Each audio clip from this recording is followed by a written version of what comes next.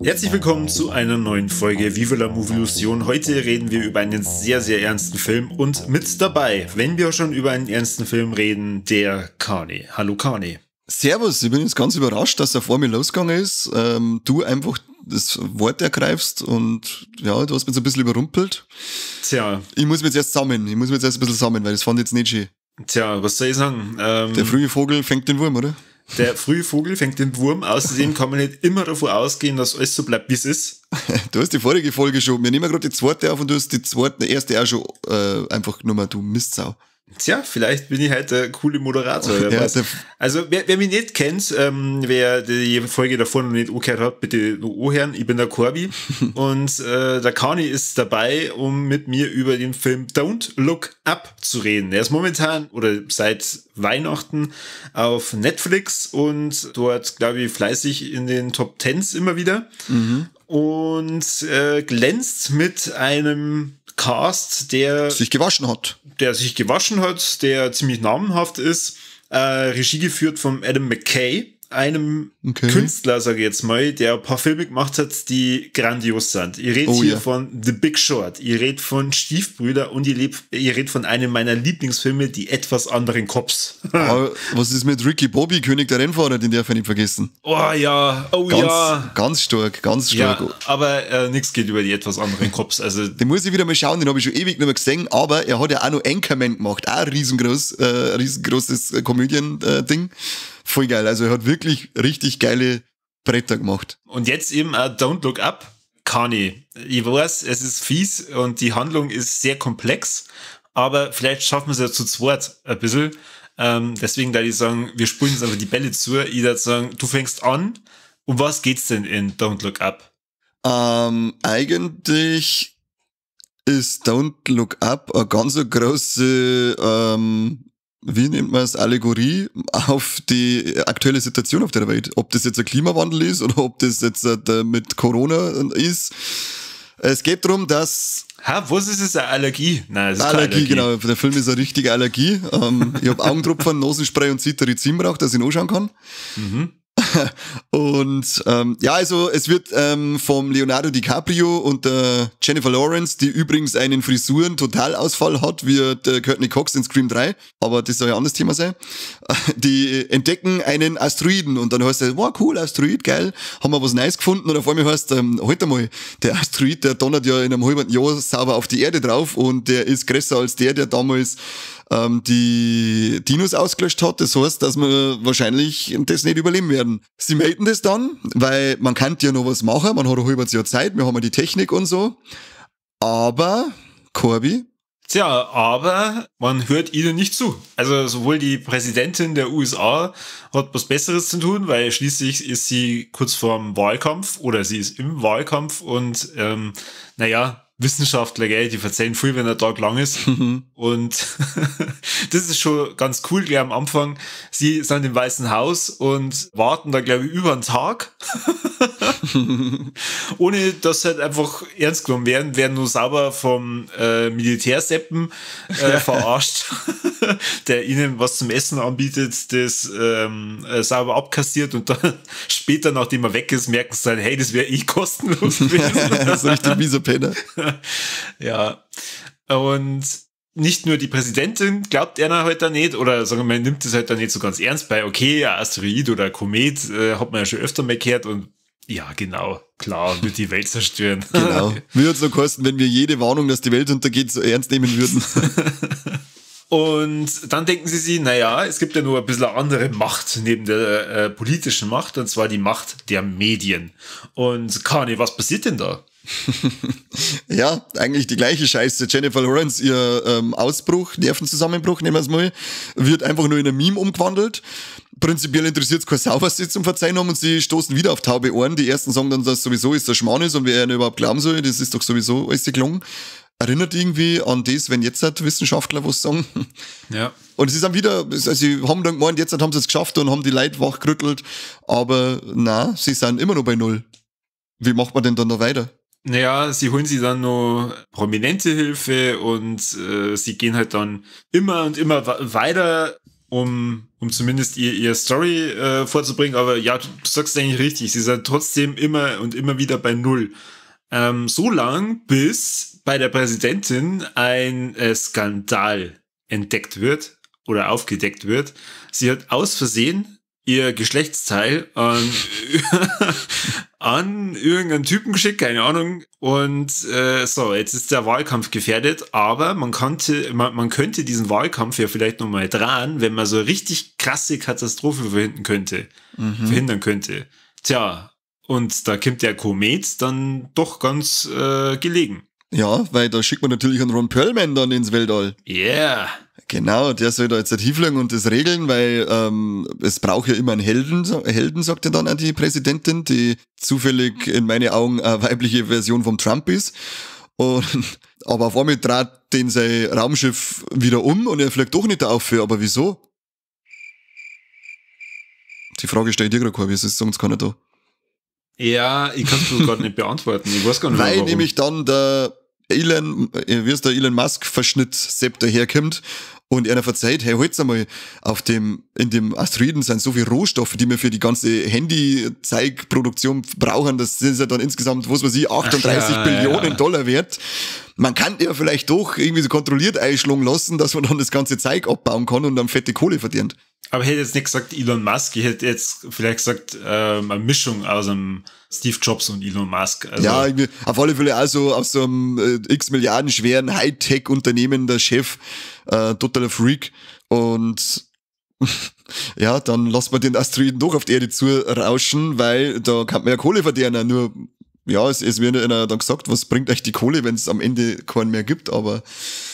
Tja, natürlich wäre das auch kacke, wenn die Erde weg ist, weil dann hat man keine Leute mehr, die dann die Technologie kaufen von dem Steve Jobs Verschnitt. Also sagt er, okay, wir sprengen den Kometen schon, bauen aber vorher natürlich nur das Zeug entsprechend ab, beziehungsweise ich glaube, er wollte nur so aufteilen, dass es dann eben auf verschiedene Gegenden auf der Erde verteilt wird und dann das eben nicht mehr ganz so schlimm wird. Ja, wie der Film endet, verraten wir jetzt nicht. Also ich glaube, wir kriegen mal den Film ganz kurz spoilerfrei hin. Ja. Ihr habt jetzt gemerkt, unsere Handlungserklärung war relativ lang. Das liegt unter anderem an der Länge des Films. Der dauert über 2 Stunden. Ja, Kani, wie hat denn der Film gefallen vom Mr. McKay? Mir hat das sehr gut gefallen. Aufgrund eben der Tatsache, die ich vorher schon gesagt habe, dass das halt gerade wirklich so krass geil in die jetzige Zeit mit Corona einpasst oder eben auch mit dem Klimawandel, dass es scheißegal ist, wie viele Wissenschaftler irgendwas sagen.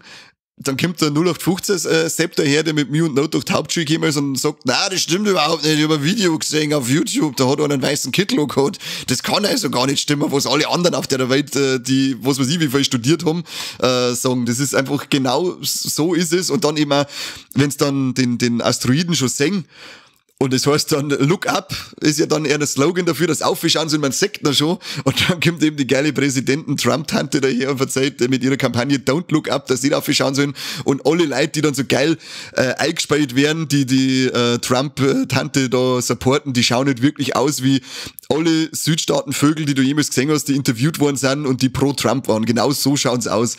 Und ich fand das einfach so geil, weil es wirklich so aus dem Leben gegriffen ist, der Scheißdreck. Und mich darf sich wundern, wenn es echt so abläuft. Und er hat halt, ich mag ja sowieso diese so satirische Sachen mag ich ganz gern. Und der Film hat halt dann auch noch den mit dem Ende noch sehr faden Beigeschmack, wo es dann wirklich auch noch zuerst musst du immer ein bisschen lachen und find's echt ganz lustig, weil auch der Jonah Hill, der lockert das mit seinen Blödschiss immer ziemlich cool auf. Aber dann ist der Schluss da und dann denkst du so, ich muss jetzt doch ein bisschen schlucken, weil es einfach gar nicht so geil ist, was da jetzt noch passiert. Ja, wobei den Schluss schon sehr gelungen finde. Ich war ehrlich gesagt total beeindruckt von dem Cast. Was für Leute alles mitspielen. Da war ich total baff für das, dass es ja jetzt einfach mal wieder so ein 0815 Hau raus Netflix-Film ist. Meryl Streep hat mich ehrlich gesagt ein bisschen genervt, weil ich sie schon zu sehr over the top gefunden habe. Aber du hast schon recht, wenn man es jetzt mit dem Trump vergleicht, dann hat es eigentlich schon wieder echt konservativ und gut gemacht. Musst du mal eine Szene denken, wenn's da, ich glaube, wenn sie es ankündigen, dass eben dann Ron Perlman ins Weltall schicken, die Bewegungen und dann sitzt sie ihre Kappe auf, genauso eine Spastenkappe, wie der Trump aufgehört hat und wie sie sich bewegt, das schaut alles, ich hab nur immer an eine weibliche Version vom Trump denken müssen bei ihr, das war richtig geil. Jonah Hill fand ich auch ganz stark, DiCaprio. Jennifer Lawrence hat einen guten Job gemacht, aber jetzt auch nicht unbedingt total herausragend. Dass die schon wieder die Frisur triggert, finde ich geil. Ich darf eigentlich nichts sagen, ich hab ungefähr 27 Haare auf dem Kopf, aber regt mich die ganze Zeit auf, gell?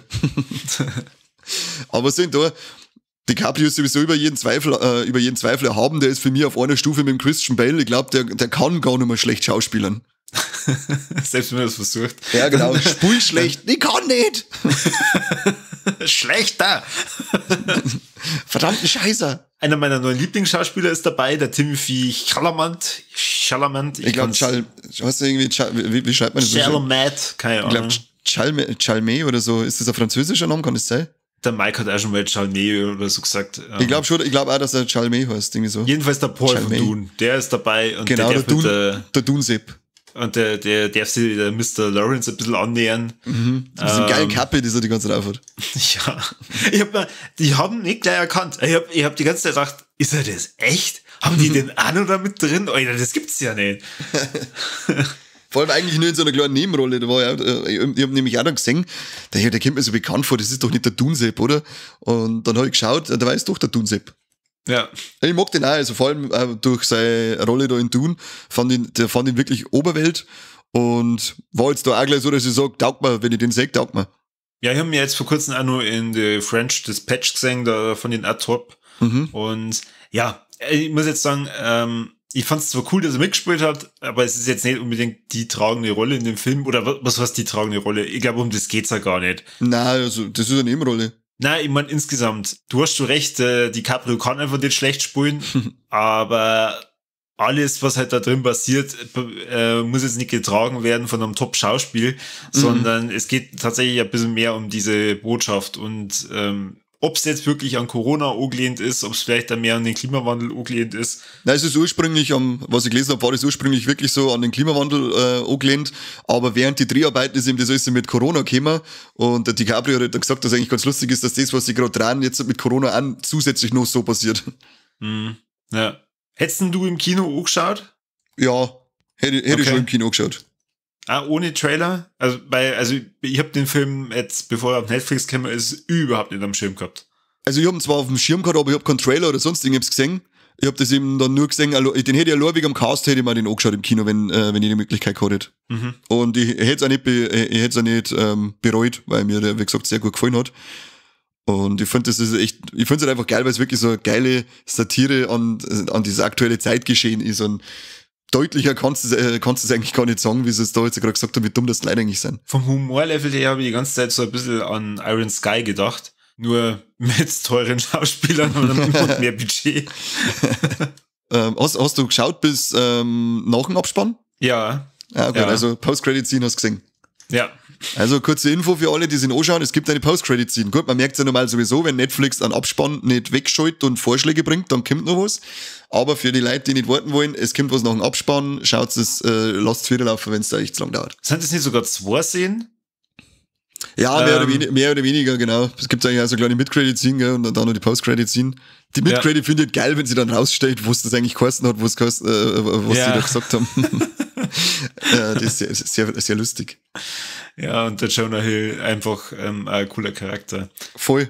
Ich habe es letztes Mal gelesen, weil, also der Jonah Hill, der hat in dem Film ja voll das Problem mit der Jennifer Lawrence und musste die ganze Zeit nur den Namen und musste auch gemein zu ihr sein und er hat das anscheinend, damit er in der Rolle bleibt am Set, hat so eine Aufgabe gemacht, dass er auch in die Drehpausen die ganze Zeit saut redet, damit er wirklich drinnen bleibt.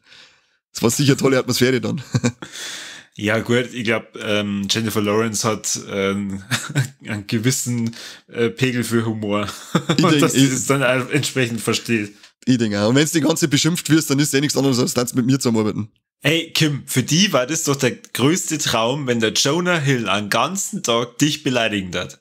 Na, warum? Ich bin doch keiner, der die ganze Tag beschimpft und erniedrigt werden möchte. Ich mich, wenn beschimpfen und erniedrigen. Der Jonah Hill, der aus Superbad, wenn der dich die ganze Zeit blöd anredet, ich glaube, du darfst das am geilsten finden. Nein! Doch. Ich möchte das nicht. Ich glaube, du darfst die ganze Zeit nur kichern dann. Ja, wahrscheinlich da die Lachen. Also miteinander halt dann Blätter herreden, aber ich meine jetzt nicht, dass ich da sitze und lass mich nur die ganze Zeit beschimpfen. Ich glaube, du darfst da sitzen wie so ein kleiner Bub. Lass mich in Ruhe. Ich glaube, mehr brauchen wir eigentlich ja gar nicht über den Film verzeihen, deswegen gehen wir gleich mal aufs Fazit über. Du hast ja vorhin schon gesagt, er hat dir sehr gut gefallen und jetzt darfst du uns erklären, was hat dir denn so gut oder am besten an dem Film gefallen? Ja, am besten fand ich die ganze Thematik, dass es eben so schön indirekt dargestellt wird, wo es gerade auf der Welt passiert. Und wenn es jetzt nur eben ums Thema Klimawandel oder eben dann auch Corona geht, fand ich geil, dass es da mit so einem 10 Kilometer Durchmesser Asteroiden auf die gleiche Art und Weise darstellen können. Das haben sie echt sehr cool gemacht. Und was mir nicht gefallen hat, er ist ein wenig lang. So ist das altbekannte Problem, was ich oft hab. Wir warten oft ein paar Minuten, vor allem bei so einem Film, warten wir sage ich, 20 Minuten kürzer, dann war ich viel besser dabei noch. Ja. Aber ansonsten finde ich, ist das ein sehr unterhaltsamer Film. Der hat einen coolen Humor, er hat eine geile Message dabei, er hat Top-Schauspieler am Start, die alle Spaß machen zum Zuschauen. Für mich gibt's einen Schlaganfall jetzt gerade anscheinend und dann gibt's eine uneingeschränkte Schauempfehlung. Was? Wieso hast du einen Schlaganfall? Weil ich gerade nicht gewusst habe, was ich sagen soll. Ach so, okay. Wahrscheinlich bist du aufgeregt, weil du jetzt gerade erst bemerkt hast, ach scheiße, wir nehmen gerade einen Podcast auf. Ja, genau. Irgendwann mit telefonieren wir nur. Schön. Was mir gut gefallen hat an dem Film, neben dem Ganzen mit dem Cast, es kommen noch ein paar Witze vor, da hat es mir echt teilweise zerrissen. Zum Beispiel mit dem Freund von der Jennifer Lawrence, der was ist er, Journalist, oder? Ja. Und er eigentlich erst Helfer will das Ganze zum Veröffentlichen und dann merkt er, okay, das kommt gar nicht so gut an. Naja, dann veröffentliche ich halt, dass ich mit der Tussi da geschlafen habe. Ja, genau. I slept with the crazy, was war's? Doom Lady oder so? Ja, genau, die Crazy Doom Lady. Also, ich glaube, mein Freund hat gerade Schluss gemacht mit mir. Und die geilen Memes, die sie halt auf sie auch noch machen, da habe ich auch lachen müssen. Ja, das passt schon sehr gut zur Zeit. Was mich ein bisschen genervt hat, oder was mir nicht gefallen hat, ein paar Charaktere waren einfach so extrem dumm. Jetzt bin ich wieder bei dem, was du vorhin gesagt hast. Naja, es ist wahrscheinlich an Leute angelehnt, die im echten Leben auch existieren. Das heißt nicht, dass mir das dann deswegen gefällt. Weil sagen wir mal, ich bin jetzt auch kein Trump-Fan und ich bin jetzt auch kein Fan von realen Menschen, die extrem dumm sind. Deswegen, das hat mich halt dann auch genervt. Vielleicht mit dem, was du gesagt hast, er dauert dann auch gute 20 Minuten zu lang. Am schlimmsten fand ich den Charakter von dem Steve Jobs-Verschnitt. Der war... Ja, der war so unangenehm. Also ich fand der war einfach unangenehm zum Anschauen. Mit seinem komischen Gehabe und seinem komischen Geschauen dazu. Ich fand den richtig unangenehm, den Kerl. Da gab es eine Szene gleich am Anfang, wo der eingeführt worden ist mit diesen Kindern, wo dann doch das eine Kind nur zu ihm hingeht und dann sagt, ja, ich liebe sie oder so. Und er sagt, fass mich nicht an, oder? Ja, genau. Hä? Ich kapiere gar nicht. Ja, der mag das halt nicht. Ich will auch nicht vom Kind noch gelangt werden. Mit denen die ganzen Bazillen überall. Die haben voll mit der Kacke und der Wind rumgeschmiert und dann kommen sie zu mir. Hart's ab, Kinder. Ja, vor allem 7- oder 8-Jährige machen das ja immer noch. Das machen teilweise 17- oder 18-Jährige. Nicht, oder wir? Dann ich auch nicht. Ich wollte gerade sagen, oder wie alt bist du? Ja, schön. Dann gibt's ja eigentlich nur noch 3 Fragen und zwar kommen Titten in dem Film vor. Na, keine Titten. Keine Titten, aber dafür doch bestimmt Trompeten, oder? Ich glaube, dass es auch keine Trompeten gab. Und wie schaut's dann aus mit toten Tieren? Ja, am Ende. Man kann davon ausgehen, da müssten 1, 2 Viecher draufgekommen sein, ja. Haben es nicht geschafft. Ja, man sieht es zwar, glaube ich, jetzt nicht direkt, aber ja, du hast schon recht, man kann davon ausgehen. Ich darf jetzt auch sagen, gehen wir davon aus. Dann bleibt mir eigentlich nur noch zu sagen, als Abschluss, ich hoffe jetzt, nachdem der Adam McKay diesen großartigen Don't Look Up rausgebracht hat, ist das nächste Projekt, das er angreift, weil ich habe das irgendwie im Hinterkopf, dass das passieren wird. Die etwas anderen Cops 2. Wäre mir persönlich sehr wichtig, dass das dann einen zweiten Teil gibt. Sagen wir mal, ich glaube, die Geschichten von den beiden Cops ist noch nicht erzählt. Und ich will nur mehr Aushüpper von Mark Wahlberg sehen, wie er dann sagt, ich will sein wie ein Pfau. Ich will scheiß Pfau. Wegen dem Drecksfilm kriegen wir mir vom Corby nur noch ein Pfau-Emoji geschickt, wegen alles einfach. Man weiß nicht, was möchtest du. Du stellst eine Frage, hey, nehmen wir einen Podcast zu dem Film auf, kommt der Pfau. Hey Corby, alles Gute zum Geburtstag, kommt der Pfau. Corby liegt im Krankenhaus, wir haben uns beide Fuß abgenommen. Pfau. Leg mich, Corby, mit dem scheiß Pfau. Ach Kim, ich hab dir das schon erklärt. Das kommt genau von der Szene. Also die etwas anderen Cops haben die Leben von Mike, vom Kani und von mir sehr geprägt. Nein, das hat dein Leben geprägt und du prägst damit jetzt unsere Leben, gell? Okay, ja, passt. Also indirekt die etwas anderen Cops, ein großartiger Film.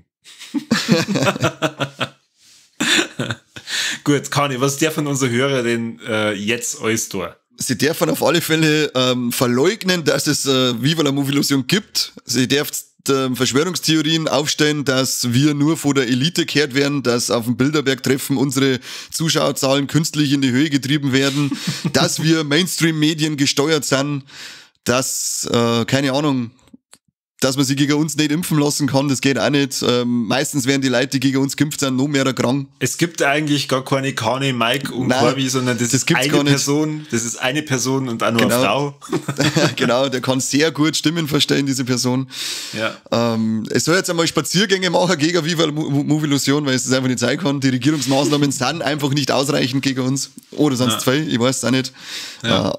Aber das könnt ihr auf alle Fälle alles machen. Aber wenn es schon tat, dann könnt ihr uns trotzdem gleichzeitig noch promoten und supporten, ein bisschen so auf Steady und mit Bewertungen auf Apple und auf Spotify und teilen und kommentieren und Glocken drücken und den ganzen dämlichen Scheiß. Macht's das jetzt, der Kruzifix. Ja, und verzeiht's bitte all euren Freunden und der kompletten Familie. Und wenn's beim Einkaufen in der Schlange steht, einfach, Entschuldigung, der fährt die vor und kennen Sie eigentlich Viva la Movilusion? Genau. Nein, das kennen Sie ja gar nicht, Kinder, weil den Scheiß gibt's ja gar nicht. Ach, jetzt hat Quer-Podcast. Eieiei, okay. Ich merke schon, wir sollten als nächstes Mal wieder über einen anderen Film reden und somit sage ich vielen Dank fürs Zuhören und bis zum nächsten Mal beim besten Podcast der Welt. Nicht auf dem Dibiaski-Asteroiden? Sag das nochmal. Nicht auf dem Dibiaski-Asteroiden? Jetzt sag dreimal hintereinander Dibiaski. Dibiaski. Hey, nicht schlecht. Hast du kapiert, Junge? Das vielleicht. Ich möchte mich dazu nicht äußern. Bis zum nächsten Mal. Tschüss.